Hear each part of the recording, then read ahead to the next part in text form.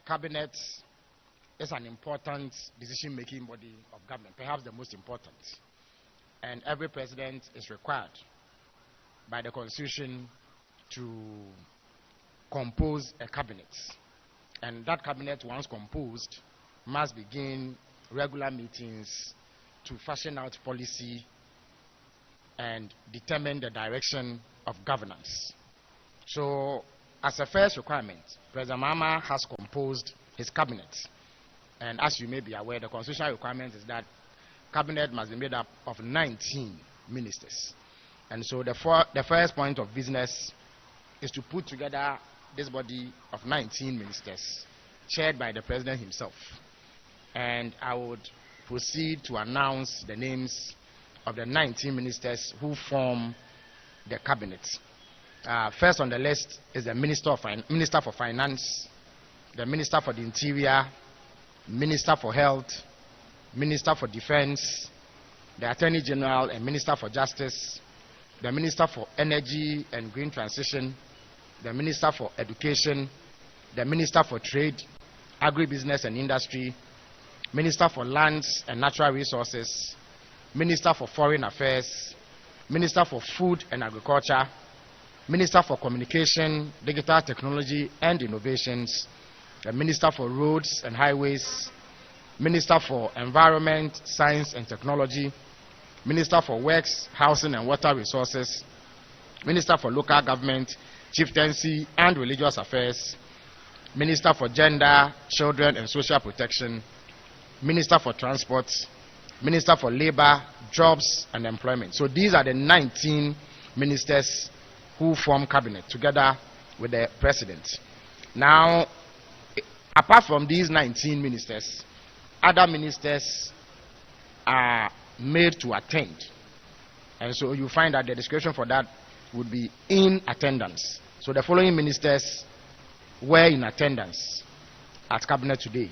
So the Minister of Sports and Recreation, the Minister of Youth Development and Empowerment, the Minister for Fisheries and Aquaculture, Minister for Tourism, Culture and Creative Arts, Minister of State in charge of Special Initiatives, and my good self, the Minister for State responsible for Government Communications, the Minister of State for Climate Change and Sustainability, and Minister of State Public Sector Reforms. So this essentially is the composition of those who attended cabinet today, in addition to the cabinet ministers.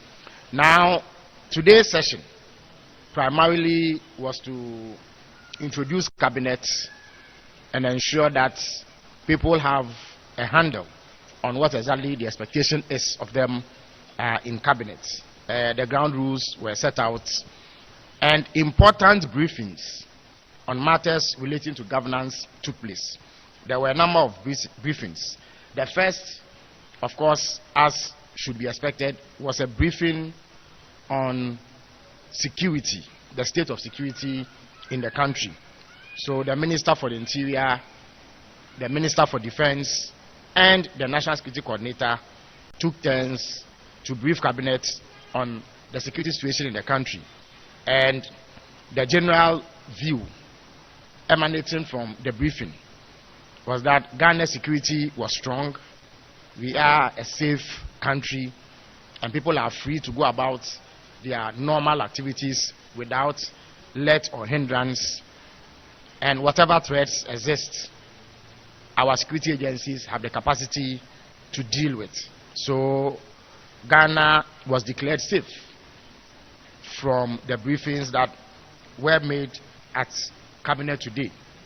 The second briefing was made by the presidential advisor on the 24-hour economy and accelerated export development, Mr. Guzitano. He briefed cabinet on preparations so far towards a full rollout of the 24-hour economy. And one was left with the impression that tremendous work had gone into what is arguably President Mahama's foremost transformation plan, which aims to convert the Ghanaian economy from its present state into one that never sleeps and works around the clock. the briefing from Mr. Tano and his team shows, I beg your pardon, that we are on course to ensuring a smooth takeoff. And in due course, the 24-hour secretariat would be engaging the Ghanaian media so that through you, they can apprise the people of Ghana as to where things stand. And the president and everybody else in cabinet was highly confident that based on the roadmap that had been established, we were on course to achieving the objective of having a 24-hour economy. The final briefing was made by the minister responsible for finance. As you may be aware, we campaigned strongly on Ghana's failing economy. And indeed, our fears were borne out when the finance minister made his briefing. The situation is dire. The numbers are even worse than we had known in the period of the elections. But the minister, the president, and others involved in the management of the economy were confident that the proposals, the policy propositions, and the program that President Mahama has put on the table were sufficient to turn around the situation and lift the pall of economic hardship and despair that has hung over this country and its people all these years under the new presidential party, where economic mismanagement and imprudent decision making was commonplace. In a few days' time, President Mahama will be addressing Parliament. He will be delivering a message on the state of the nation to Parliament, and he will take the opportunity to delve deep into our current economic state, what we inherited, and what plans there are going forward to ensure economic revival and resuscitation.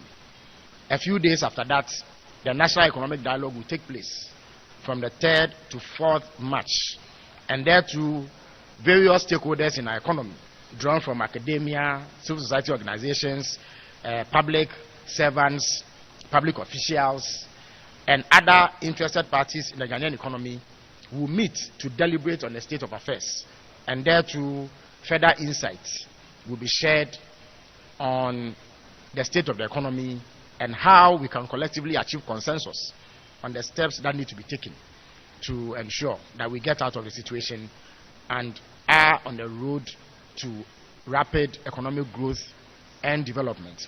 And then on the 11th of March, the finance minister will present his first budget, which would again explain the situation and indicate what government's policies are in respect of the economy and what measures will be rolled out going forward to achieve the objective of getting us out of this economic mess. So this, in a nutshell, is what transpired in cabinet today. I would pause here and invite questions from the media present. Thank you very much.